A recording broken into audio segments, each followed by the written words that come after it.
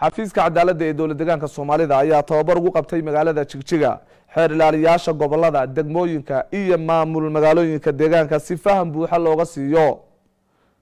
habka xeerka ciqaabta baarista dacwadaha iyo qodobo kale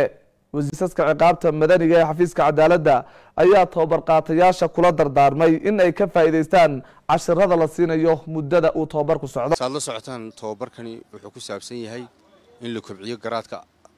aqoonta sharci ee xeeralayaasha kala duwan gobolada degmooyinka iyo maamul magaalooyinka waxaad la socotaan sanadka in la joojiyay waxbarashadii xilliga xagaaga ama summer programka loo dhan jiray annagoo taa ka duulana si ayna gaab u gelin xeeralayaashii u yimid waxbarashada samarka wuxuu xafiisku qorshaystay in la siiyo shuruuc kala gedisan oo u muhiima shaqada xeeralayaasha kuwaasoo kale ah introduction to law oo ah in sawir guud laga siiyo dhammaan shuruucda kala gedisan ee waddanka iyo deegaankaba criminal code-ka oo ah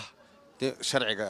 xeerka dambiyada Itoobiya oo shaqada u weyn ee xeerlaanta ah iyo criminal procedure-ka oo habka ama wadadii loo mariyay ah iyo drafting rule of evidence wax la yiraahdo oo xeerka cadeymaha Itoobiya maadaama ilaa imika la sameyn xeerka cadeymaha Itoobiya ka laftooda in fahan laga siiyo si markay ugu noqdaan goobahoodii shaqo ay u siiyaan dadka adeeg hufan oo cadaaladeed saad la socotaan deegaankeenu isbedelka kadib wuxuu xooga saaray arrimaha xuquuqda bini'aadanka taasina waxay ku imanaysaa in xeerlayaasha laga dhiso shuruucdan aan hadda sheegay iyo kuwa kale kala gedisan si ay u ilaaliyaan xuquuqda bini'aadanka iyo tacadiyada ka dhanka ay hadda ka jiri jiray deegaanka taasi oo sawir fiican ka bixin doonta deegaanka waxaana siin doono khubaro ku takhasustay arrimahan oo xafiiska in badan ka soo shaqeynayay isla markaana ka ah macallimiin kulliyadaha sharciyada ee kala gedisan ee deegaanka marka xafiisku ujeedada u weyn uu ka leeyahay waa in laga madhadhaliyo hadafka iyo ujeedada xafiisku uu aasaasan yahay